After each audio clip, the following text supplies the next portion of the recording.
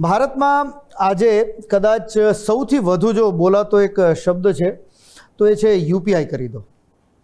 ચાની લારી હોય, શાકભાજીની દુકાન હોય, મોલ હોય કે મોટી જ્વેલરીની દુકાન હોય, ગમે તે તમે આમ લાખોના ઘરેણાં કદાચ ખરીદ્યા હોય ને તો એ ક્યુઆર સ્કેન કરો અને સેકન્ડોમાં પેમેન્ટ આજે યુપીઆઈ આમ એકદમ એટલું સામાન્ય બની ગયું છે કે કદાચ આપણે વિચારતા પણ નથી કે એક આ આખી સિસ્ટમ ચાલે છે કેવી રીતના.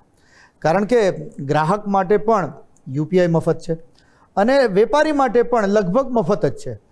પરંતુ હવે આ ફ્રી મોડલ જે છે એ બદલાવાનું કંઈક સંકેત આવી રહ્યા છે.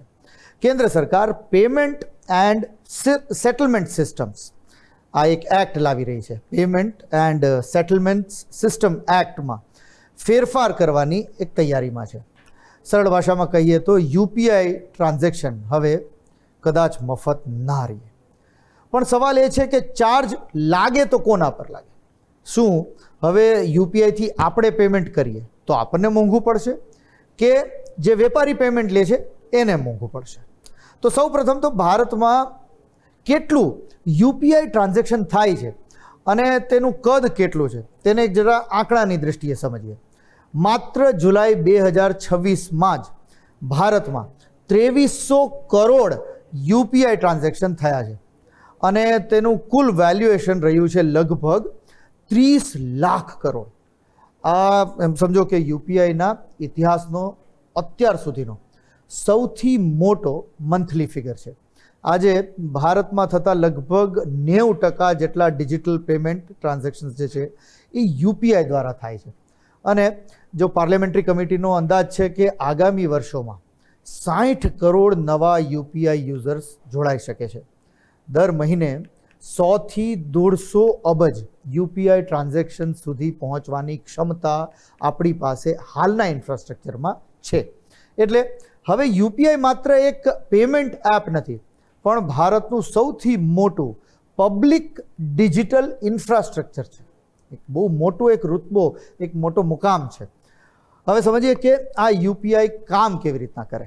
ધારો કે તમે કોઈ વસ્તુ ખરીદી અને તેના માટે વેપારીને 1000 રૂપિયાનું યુપીઆઈ પેમેન્ટ કર્યું તો તમને આ પેમેન્ટ પર કોઈ ચાર્જ નથી લાગતો અને વેપારીને પણ પૂરેપૂરા 1000 મળે છે.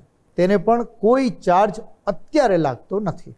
પણ પાછળ bank, NPCI, PhonePe, Google pay, Paytm જેવી યુપીઆઈ કંપનીઓને ખર્ચ થાય છે. કારણ કે કોઈ પણ સિસ્ટમ અને તેની સાથેની પેમેન્ટ સિક્યોરિટી ફ્રીમાં તો ચાલી શકે નહીં, એટલે કોકને તો ખર્ચો ભોગવવો જ પડતો હશે.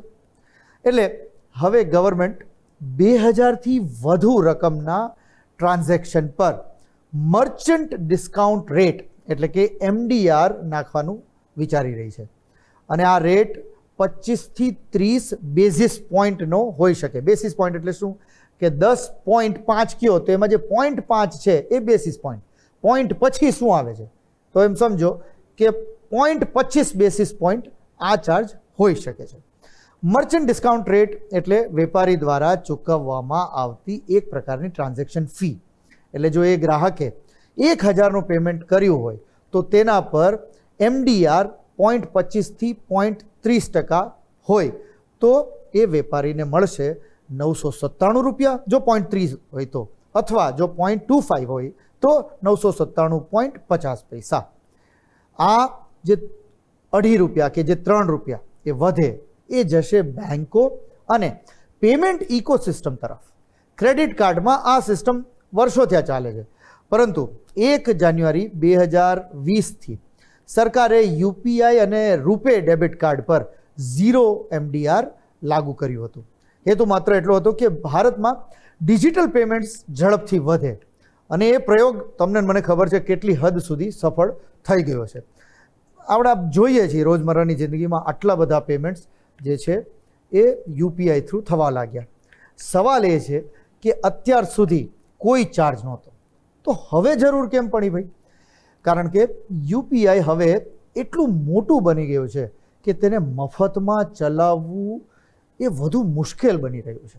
બેન્કો અને ફિનટેક કંપનીઓ ઘણા સમયથી આ માંગણી કરી રહી છે કે ભાઈ દરરોજ હજારો કરોડના ટ્રાન્ઝેક્શન માટે સાયબર સિક્યોરિટી, આર્ટિફિશિયલ ઇન્ટેલિજન્સ આ બધા આધારિત fraud detection, cloud computing technology, એના અપગ્રેડ્સ 24 કલાક 7 દિવસ 365 દિવસ સેટલમેન્ટ ઇન્ફ્રાસ્ટ્રક્ચર પર સતત હજારો કરોડોનું એક રોકાણ કરવું પડે છે. અત્યાર સુધી સરકાર ઇન્સેન્ટિવ કોઈ પણ સ્કીમ દ્વારા બેન્કો અને પેમેન્ટ સર્વિસ જે પ્રોવાઈડર્સ હતા એમને એક સહાય કરતી રહી છે, પરંતુ ઉદ્યોગનું કહેવું છે કે આટલા વિશાળ ઇકોસિસ્ટમને લાંબા ગાળે માત્ર સરકારી ઇન્સેન્ટિવ્સ અથવા એ પ્રકારના પ્રોત્સાહનથી ચલાવવું હવે શક્ય નથી લાગતું.